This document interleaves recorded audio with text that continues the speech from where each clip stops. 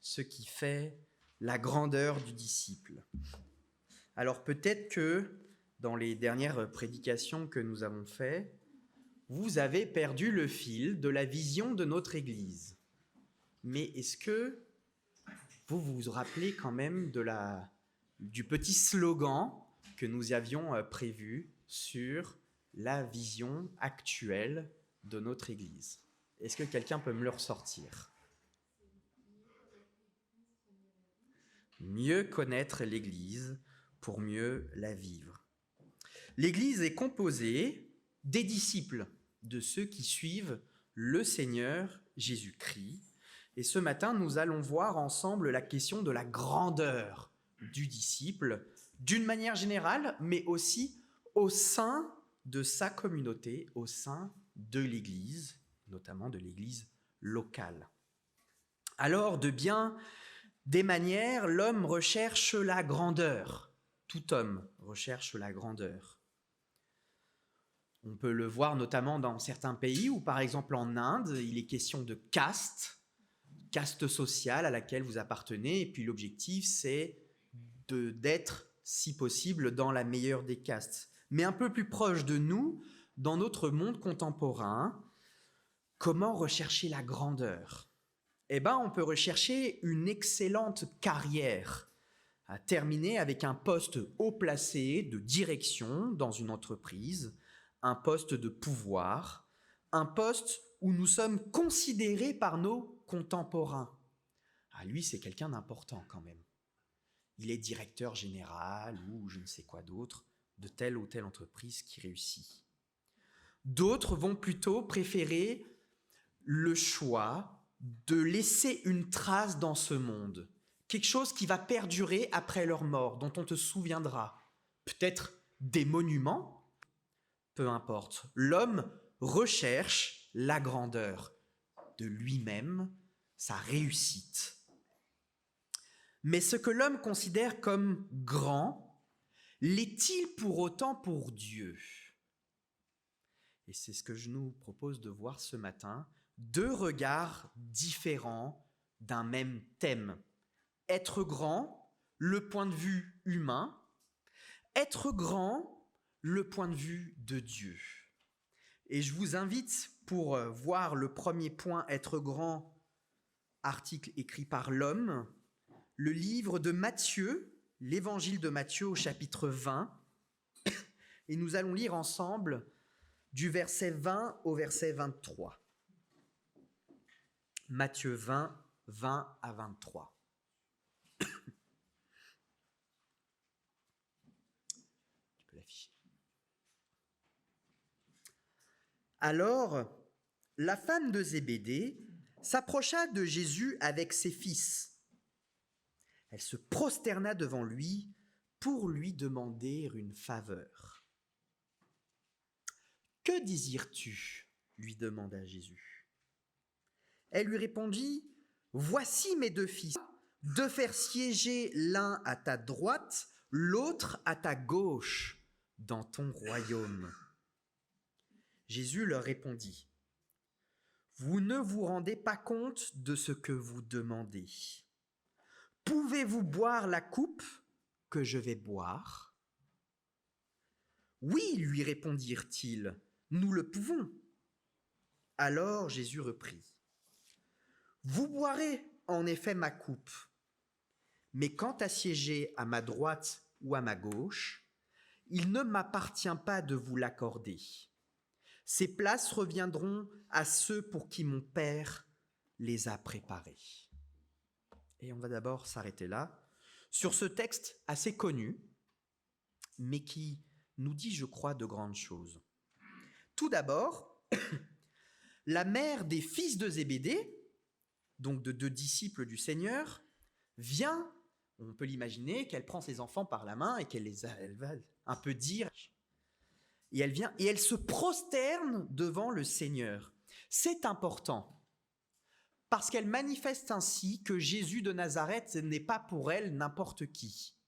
Alors oui, les Juifs le considèrent un peu comme un maître, un rabbi d'ailleurs, il est souvent appelé, qui fait de grandes choses, c'est vrai.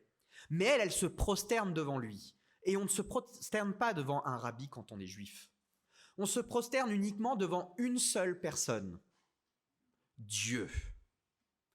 Donc en se prosternant devant lui, elle manifeste qu'elle a compris quelque chose du Seigneur. Elle a tout simplement compris qu'il était le Seigneur. Alors Seigneur, on peut penser à plein de termes différents pour nous aujourd'hui, mais dans la Bible, le terme Seigneur en grec kurios n'est un titre qui les apôtres font dans leurs épîtres, notamment Paul, entre le Seigneur qui était considéré à l'époque, c'est-à-dire l'empereur de Rome, qui était appelé Seigneur, mais que lui n'appelle pas Seigneur et qu'il appelle seulement Jésus-Christ le Seigneur. Je ferme la parenthèse ici pour la petite information. Elle le considère comme ce qu'il est, le Fils de Dieu. Ça démarre bien. Elle sait qu'il est le roi d'un royaume. Ça démarre bien. Et donc, comme tout roi, elle lui demande audience. Un peu comme à l'époque, il pouvait y avoir des doléances, des temps de doléances. On venait voir le roi et on voulait lui exposer divers problèmes ou diverses demandes. Et le Seigneur de lui répondre « Que désires-tu » Alors c'est intéressant comme la prédication fait un peu écho à ce témoignage que tu nous as présenté ce matin, Philippe, car oui, le Seigneur nous pose à tous cette question lorsque nous ouvrons notre bouche pour le prier. Que désires-tu ? La Bible regorge d'exhortations à faire des demandes au Seigneur. Faites des demandes et des supplications, etc. Éphésiens, Timothée, Philippiens, entre autres. Faire des demandes au Seigneur. Car notre Dieu n'est pas au ciel et nous sur la terre. C'est une formule qui a été utilisée par certains pour dire que oui, Dieu, et qu'on ne peut pas trop s'adresser à lui. Lui, il est dans le ciel et nous sommes sur la terre. Mais non, car Dieu est venu sur terre pour s'adresser à nous. Et il nous pose encore aujourd'hui, car Jésus-Christ est vivant, que désires-tu ? On peut en tout temps s'adresser au Seigneur, à notre roi, car c'est un Dieu qui est à l'écoute. À l'écoute. On n'a pas besoin de passer par tout un protocole spécifique, d'envoyer un courrier, de recevoir, entre guillemets, un sous-fifre qui va nous faire passer par différents stades, etc., pour atteindre finalement le roi. Non, nous pouvons avoir une relation directe avec lui grâce à l'œuvre de quelqu'un, Jésus-Christ. C'est pour ça que lorsque nous prions, nous demandons dans le nom du Seigneur. Mais cette demande est importante pour la mère des fils de Zébédée et puis pour ces deux disciples-là. Une demande conséquente, une place d'honneur et d'autorité pour ces garçons. C'est le moment de placer ses pions. Le roi est là, il ne sera pas là indéfiniment. Les autres n'ont pas encore osé, on prend les devants, on demande, et puis peut-être que le premier est arrivé, premier servi. Sait-on jamais. Mais si le Seigneur est le roi d'un royaume, peut-être que ses fils peuvent avoir une ascension sociale et spirituelle très importante. C'est le moment de miser dessus quelque part. N'est-ce pas ce que tout parent souhaite pour ses enfants ? La réussite. C'est quelque chose que j'entends souvent. Travaille bien à l'école, car après, tu pourras obtenir un poste qui te sera agréable. Il faut que tu réussisses. Il ne faut pas que tu sois en bas de l'échelle. Il faut que tu sois en haut, que tu réussisses bien. C'est une idée qui est louable et qui est inculquée à nos enfants. Inculquée même dès le plus jeune âge. Et l'éducation nationale encourage cela aussi. On note déjà les enfants dès qu'ils sont petits, pour les placer. Je ne sais pas si vous avez vécu ça, mais moi au collège, j'avais des profs qui distribuaient les notes dans l'ordre, de la moins bonne note à la meilleure. Et puis les derniers avaient les félicitations et toute la classe devait applaudir. Voilà. On entretient la compétition et la réussite. Parfois même, malheureusement, aux dépens des autres. Car si cette idée n'est pas mauvaise et qu'elle doit être inculquée aux enfants, oui, il est important de bien travailler à l'école, de respecter les uns et les autres et d'essayer de réussir. cette idée ne doit pas être la seule qui doit être inculquée à nos enfants. Il y a plein d'autres idées importantes. La semaine dernière, on a parlé de l'obéissance. L'obéissance aux parents. Alors ça, vous me direz, c'est évident, on a tous envie d'avoir des enfants obéissants. Mais pas seulement. Obéissance au Seigneur. Ça ne sera pas les grandes études ou le poste important qui vous donnera la vie éternelle. Ça ne vous sera d'aucune utilité. C'est le Seigneur seul. Voilà une idée à inculquer majeure, importante. Notre monde recherche l'avancement personnel, parfois dans un contexte de compétition pour un statut parmi ses pairs. Alors peut-être on a tous des idées dans notre vie professionnelle. Moi, je l'ai vécu quasiment au tout début de ma vie professionnelle, parce qu'avant d'être pasteur, j'ai travaillé pour des entreprises. Et j'ai très vite compris que la réussite passait souvent par le fait de dénoncer les autres et de les écraser pour nous être bien vus et puis les autres moins bien. Comme ça, le jour où il y a une promotion, je suis là. J'avais même des collègues qui partaient, non mais écoutez ça quand même, le dimanche matin faire des travaux dans la maison des supérieurs pour montrer qu'ils étaient serviables, etc. C'est du vécu, hein, c'est pas... Et bien entendu, le chef ne disait rien, ça lui rend service. Vous vous doutez bien. Eh oui. En somme, pour revenir à notre texte, la compréhension du royaume de Dieu et de la communauté des disciples aussi, on va y revenir un peu plus tard, donc de l'Église, est de la part de la mère des fils de Zébédée et des fils de Zébédée une compréhension très humaine de la chose. C'est le moment de se placer, c'est le moment de se mettre en marche, si possible dans les premiers, pour être les premiers choisis, parce que potentiellement les places sont limitées.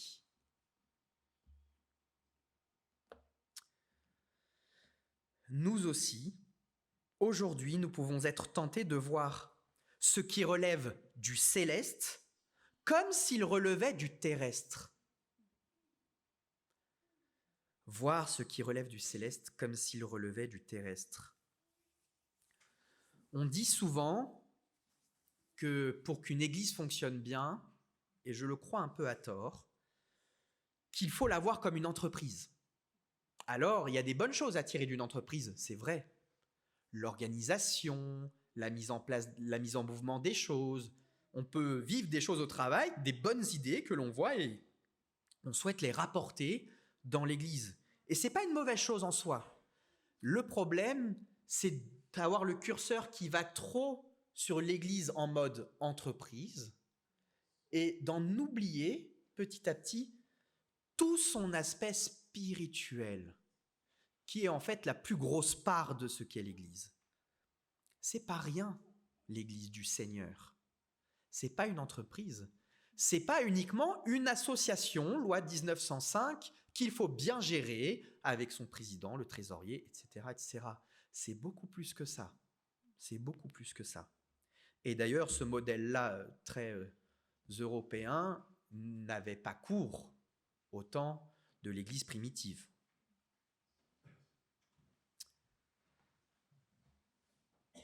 Ne regardons pas ce qui relève du céleste comme s'il relevait du terrestre. La mère des fils de Zébédée fait une demande au Seigneur, somme toute louable. Mais la manière dont elle la formule est problématique. Promets-moi d'eux.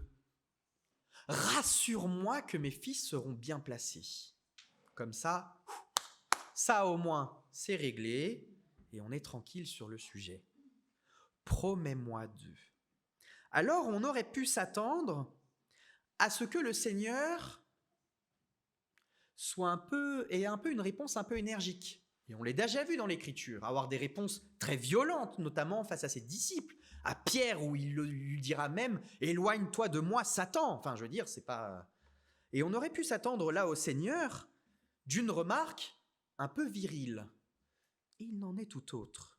Le Seigneur fait preuve de douceur dans la réponse qu'il va donner. Mais la réponse qu'il donne est étonnante.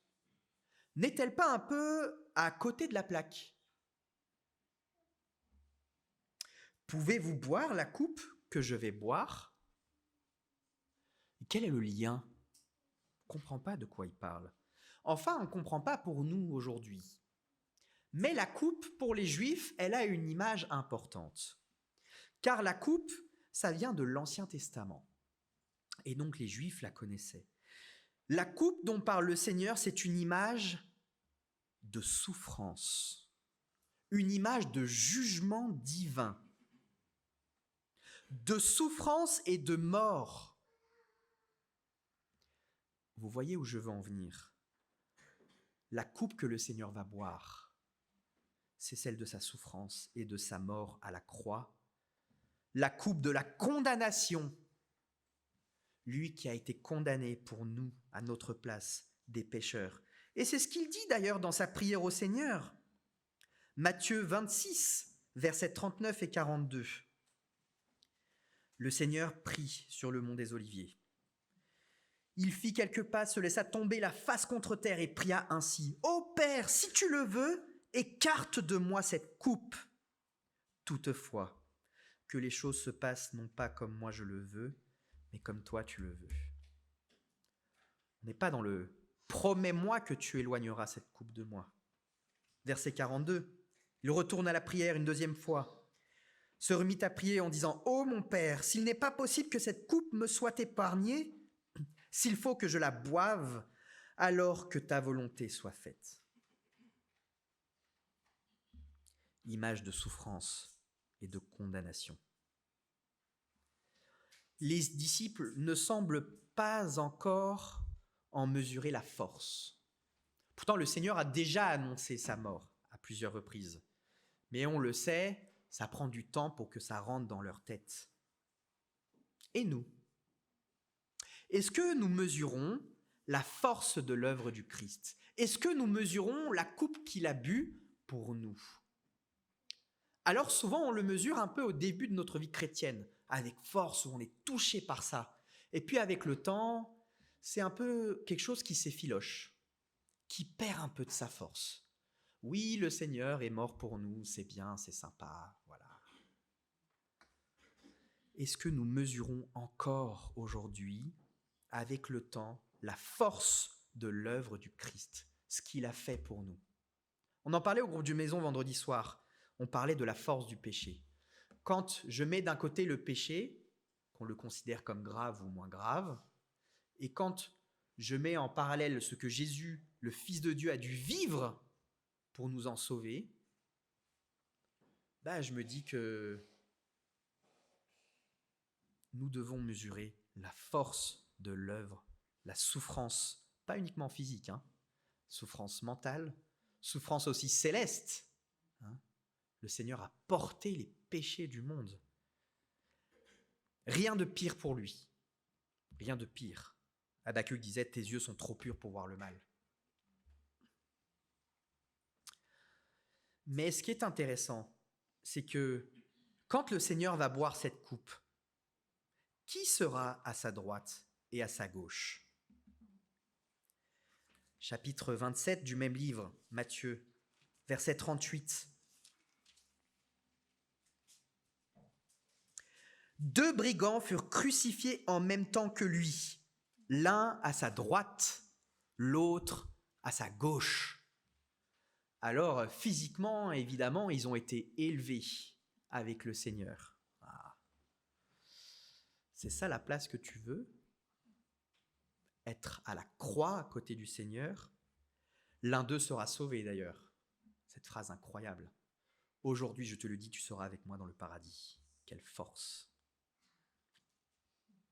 En somme, 2 images s'affrontent. La première image, c'est celle du Christ glorifié sur son trône, avec à sa droite et à sa gauche 2 disciples. Ça envoie. Et la seconde image, c'est celle du Christ toujours, mais du Christ non pas glorifié, du Christ crucifié, entouré de 2 misérables criminels. À laquelle de ces images, les disciples ont-ils en tête? À laquelle ils pensent? Et à laquelle Jésus est-il en train de penser? Vous ne vous rendez pas compte de ce que vous demandez. Les disciples ont sommairement compris ce que Jésus voulait dire, car ils ont l'arrière-plan juif. Ils connaissent l'Ancien Testament, et quand le Seigneur leur dit « Pouvez-vous boire la coupe que je vais boire ?» ils comprennent de quelle coupe il parle. « Oui, nous le pouvons, lui dirent-ils. Un peu comme si on était prêt à tout pour obtenir les meilleurs postes. Ok, bon, ça va être compliqué, mais si jamais l'objectif c'est ça, allez, ça vaut le coup. Oui, nous le pouvons. » Et le Seigneur de leur répondre étonnamment, « Oui, c'est vrai, vous allez la boire. » Et c'est pas faux, car les disciples du Seigneur vont subir la souffrance, ils vont vivre le rejet, ils vont vivre la persécution sous différentes formes. Acte 12, verset 2 nous dit que Jacques mourra en martyr. Apocalypse 1, verset 9 nous dit que Jean sera exilé sur l'île de Patmos. Donc oui, d'une certaine manière, ils vont boire la coupe. Et nous,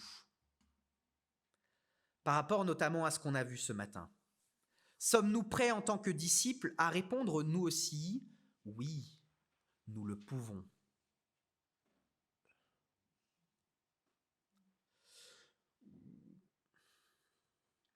Pour autant, si ça peut s'éloigner de moi, Seigneur, que ta volonté soit faite.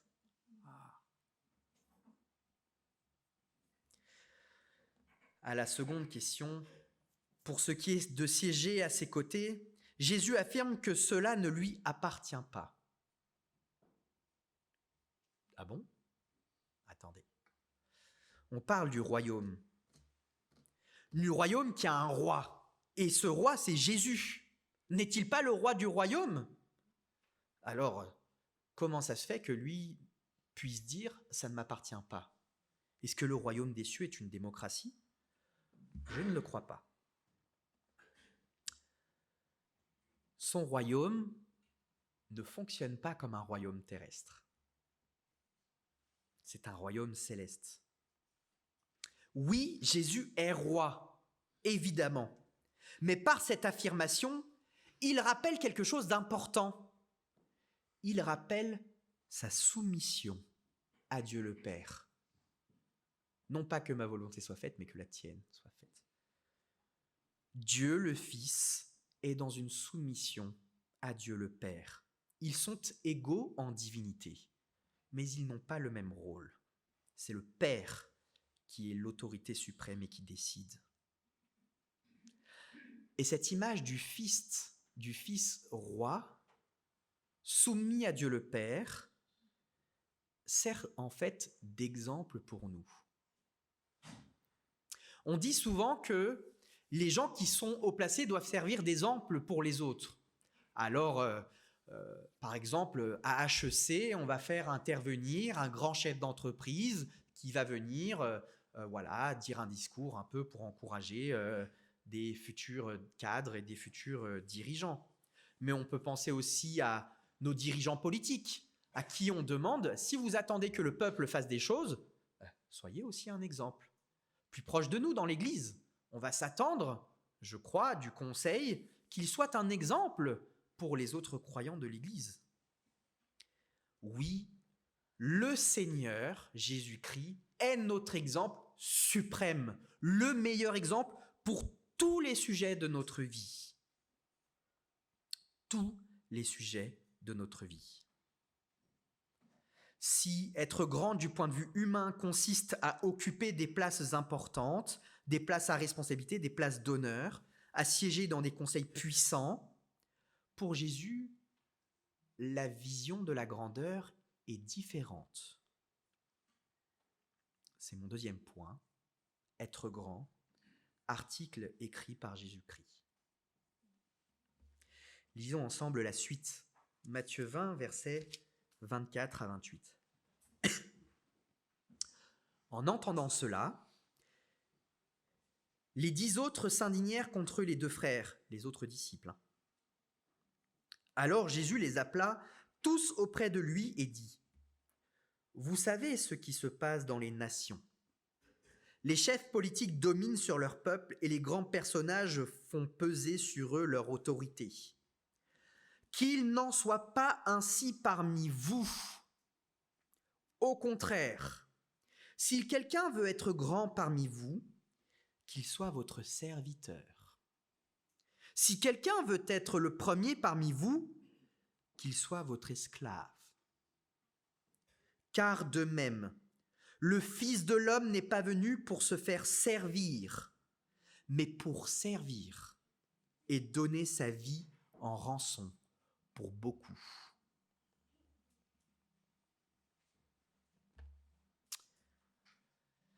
L'audace, l'initiative de la mère des fils de Zébédée et de ses fils ne laisse pas insensibles les autres disciples.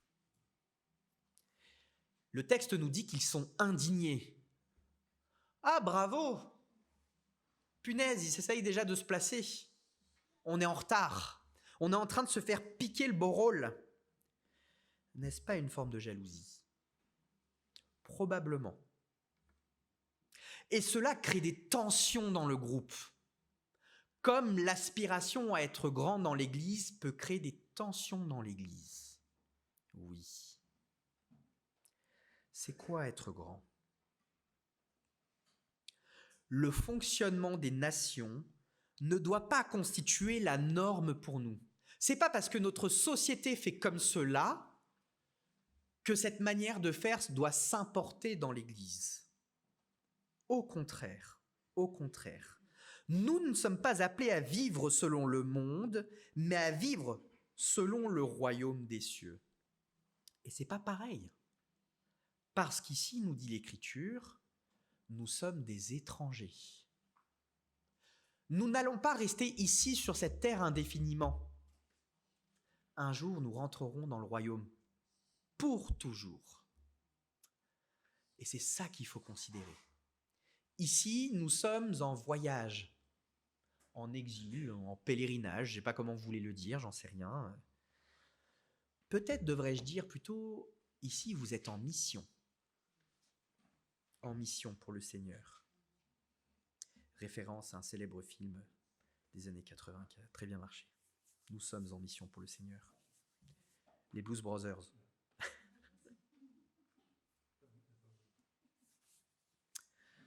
Dans le royaume des cieux, la grandeur se manifeste par l'humilité. C'est un peu contradictoire. La grandeur se manifeste par le fait d'être le plus petit. Il y a un problème là. Car dans notre société, l'humilité, c'est bien mignon, c'est une belle qualité, c'est sympa. Mais c'est pas ça qui te fera être grand. Je suis un peu surpris, ça me fait toujours quelque chose quand je regarde des discours de chefs d'entreprise qui ont réussi. Je me rends compte souvent que dans leur discours est parsemé le fait d'avoir un peu écrasé la concurrence. En fait, quelque part, pour certains, je ne les mets pas tous dans le même panier, mais pour certains, on réussit en rabaissant les autres. On écrase la concurrence, on fait mieux, et enfin, on se place en haut. L'humilité n'a pas sa place dans ce type de réussite. Au contraire, c'est une faiblesse qu'il faut gommer. Sinon, tu échoueras. Du moins selon eux. Alors, être au service de quelqu'un, quelque part, on le fait un peu tous. Ah oui, on est tous au service de notre entreprise ou de notre patron. Mais on le fait par obligation. On le fait parce qu'il faut bien manger à la maison. Il faut bien ramener un salaire. Donc nous sommes au service, mais parce qu'il faut manger. On n'est pas au service parce qu'on en a envie. C'est possible, mais c'est plutôt rare. Nous contraignons notre liberté pour vivre. À la première question que Jésus avait posée, « Que veux-tu ?» En fait, Jésus apporte la réponse maintenant. que veux-tu ? Si quelqu'un veut, dit-il. Il y a une opposition entre l'idée de grandeur parmi les nations et l'idée de grandeur parmi les disciples. C'est pas la même vision que l'on doit avoir. Et c'est pas la même vision dans l'Église que l'on doit avoir de la grandeur. Car à l'autorité répond le service. Non pas un service par obligation et par contrainte, mais un service avec un cœur sincère. Souvenez-vous, aime ton prochain comme toi-même. Et pas un service pour obtenir les bons points, car ça peut être moteur aussi. Je vais servir à l'église, comme ça on verra que je suis un bon chrétien et on me respectera. Lui, il fait beaucoup de choses à l'église. Bravo. C'est pas avec ce cœur-là que le Seigneur demande de servir. C'est avec un cœur d'amour, un cœur disposé, un cœur qui a envie, non pas pour s'obtenir une gloire personnelle, mais pour glorifier le Seigneur lui-même. Car de cette manière de voir la grandeur dépend notamment l'unité des chrétiens et le service pour les autres. L'unité des chrétiens. Là, on a vu que les disciples, ils commençaient un peu à s'échauffer. Ça y est, lui, il veut une meilleure place, lui, il est en train de placer ses pions, et nous, alors, on va finir dans la queue de train, dans le dernier wagon. C'est pas comme ça qu'on doit voir l'Église. On doit voir l'Église dans l'amour des uns et des autres et dans le service pour le Seigneur. C'est pas nous qui nous élevons, c'est le Seigneur qui nous élève. En finalité, l'exemple de la vie du Christ est parlant pour nous. Il n'est pas venu pour servir. Non, il est venu pour servir, et non pas pour être servi. Pourtant, en tant que roi, il aurait tous les droits pour être servi, pour n'avoir rien à faire. Mais le roi est descendu de son trône de gloire pour nous servir dans la souffrance. De même, le Fils de l'homme n'est pas venu pour se faire servir, mais pour servir et donner sa vie en rançon pour beaucoup. Heureusement pour nous. Heureusement pour nous. Car sinon l'église de Rueil n'existerait pas. Jésus donne mieux que des places d'honneur. Il donne mieux que des bons points. Il donne sa vie. Sa vie pour nous libérer de l'esclavage que nous n'avons pas voulu, celui du péché.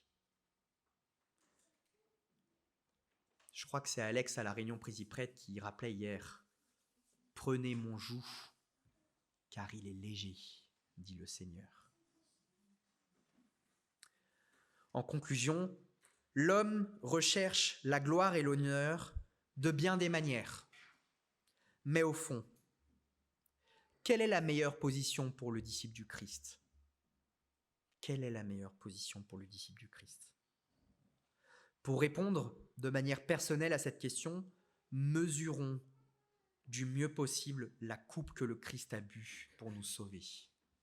Mesurons ce qu'il a fait, mesurons son œuvre.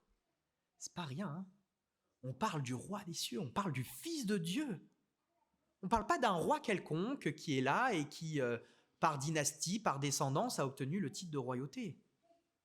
C'est beaucoup plus fort que ça. On parle de Dieu en personne qui est venu, qui a été crucifié avec les brigands. Tout en bas de l'échelle, la caste la plus faible. Si nos demandes peuvent parfois être orientées sur soi, ce qui n'est pas toujours mauvais, attention, je nuance, Jésus demande de nous orienter vers les autres, en accord avec sa volonté, toujours. Promets-moi non, que ta volonté soit faite, oui. Gare ensuite à la jalousie dans l'Église, au meilleur poste ou à je ne sais quoi. Encore une fois, ne pensons pas terrestre, pensons céleste. Ne regardons pas l'Église avec nos regards purement humain. C'est bien de regarder l'Église avec des regards humains parce que notre société a des choses à apporter à l'Église, des manières de faire, des améliorations, etc. Oui. Mais pensons aussi spirituel. On parle souvent dans la bataille du chrétien du monde qui nous entoure, de notre société qui n'est pas facile à vivre. Mais la Bible parle surtout et avant tout du monde spirituel. Je crois que c'est Paul qui dit que nous n'avons pas à lutter contre les forces de ce monde, mais que nous avons lutté, etc., etc. Ne pensons pas uniquement terrestre, mais pensons céleste. Alors je conclus par une question qui est personnelle et qui vous laissera de la réflexion. Toi qui te présentes devant le Seigneur ce matin, que veux-tu ? Amen.